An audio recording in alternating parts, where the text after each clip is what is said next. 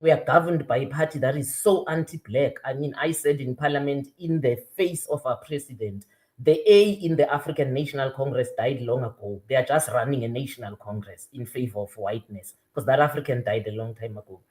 So we are not doing okay. I'm not saying this from a position of strength, but guess what? You know, South Africans don't leave, my sister Ndugu and Oladele and my brother. They don't leave. We were the smallest liberation movement in Africa. The struggle of South Africa was fought internally, more than by the guerrilla force. South Africans stayed here, fought it to the end. Now, when we say someone is an economic migrant, we are saying a Nigerian man currently can afford to be a migrant somewhere. Oladele, I take my hat off to you because we are fighting to go back to your country. Nigeria needs its men. Nigeria is facing war in 3 fronts currently. In the Niger Delta, the Igbo war forceization, the Boko Haram war. The country needs to come together. Clearly, the government is failing. Our countries need us. Why do we think when things get bad, the easiest impetus is to pack and go? I engage Zimbabweans and they tell me, oh, but the government is killing us. Who told you liberation was a chewing gum? Somebody's going to hand it to you on a bus stop, waiting for the bus. You don't even know each other. You're chit-chatting. And they're taking out their own bubble gum and they're saying, oh, yeah, do you want one too? Liberation is going to come with sacrifices. People are going to die. I don't know what Africans think we are doing, or I don't know where they think our struggle is at currently. We need to fight. We need to liberate this continent. You cannot ask your neighbor to liberate you. Zimbabwe has just extended Mnangagwa's term from 5 years to 7 years. So they're actually giving him an award, a vote of honor, a badge of honor. They're saying it is okay. You are ruling okay. A man ruling over a refugee population.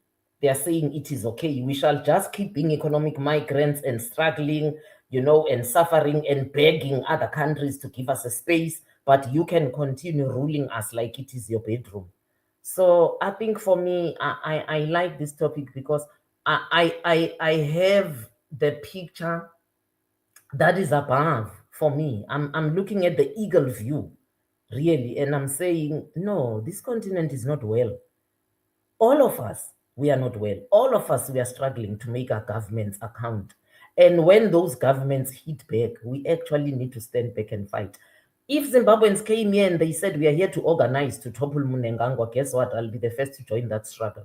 If Kenyans came here and they said, we are here to organize because we want a safe space to can think, we are here to topple our president, I'll join the struggle. But we cannot be here helter-skelter running to save our personal skins.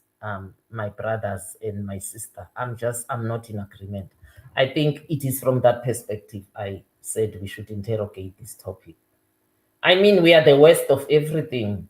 People, if you go to Google, and I'm glad we have an economist, then you say the top 50 poorest countries, over 40 of those are in Africa, the top 50, these countries, I mean, we show up in negativity. Can we show up in positivity? But it's not going to happen on its own. It needs to be fought for. Thank you. Thank you very much, my sister. Thanks for the opening shot. Okay, the data economist, Babajide. Yeah, floor is yours, my brother.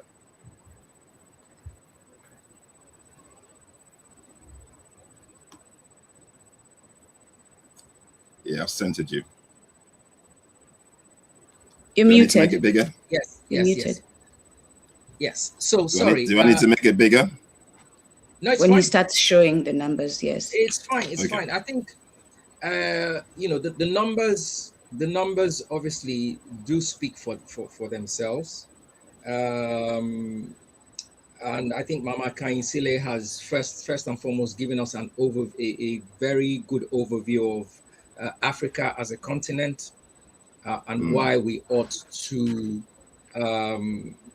sort of, in order to liberate our individual states, if I can use that language, we need to stay more focused and be more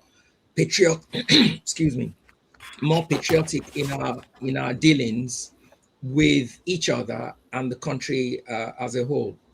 Africa is a continent of about 1.5 or approximately 1.5 billion. 1.7, they say. about 1.5 to 1.7. Okay, let's say 1.7 billion Africans at the moment, with Nigerian being one of the largest in population of about 231 or 233 million, depending on which data set you're looking at. Now, if we look at South Africa as a case study in population growth, a case study in crime as it relates to the population, and the recent events that have triggered this debate around migration. When you look at those numbers, it's quite scary. And in this particular instance, we've decided to use South Africa as a case study, which would then help us understand what may or may not happen across Africa, because, you know, as we know, Ghana is currently frustrated about the issue. I mean, I don't want to use too strong a language there. Some Nigerians within Nigeria are also crying out for sanctions against South African businesses. And I'm not sure. I think, in Zimbabwe, Mozambique rather, there was an incident recently where some organization lashed out at some South African women, asking them to go back to their country. So in order for us to try and understand and put things into perspective, we put together this, I've put together this report that, you know, hopefully would help us understand migration issues in South Africa, what the citizens are complaining about, and why, or whether the complaint is justified or not. You know, once you see the figure. Quickly, yes. Babajide, before we go into that, just quickly, I wanted to say, because just regarding what Makanyisile is talking about, people migrating to South Africa, right? You have your issues in your country and your first thought. Myself, Oladile, I was in Kenya growing up, doing just fine. In fact, I had moved out of my parents' home and had a job, doing just fine. But my uncle, who was already in the States, calls my father, and he's found a school, and I get a call saying, come tomorrow morning, you have a meeting, an appointment at the embassy.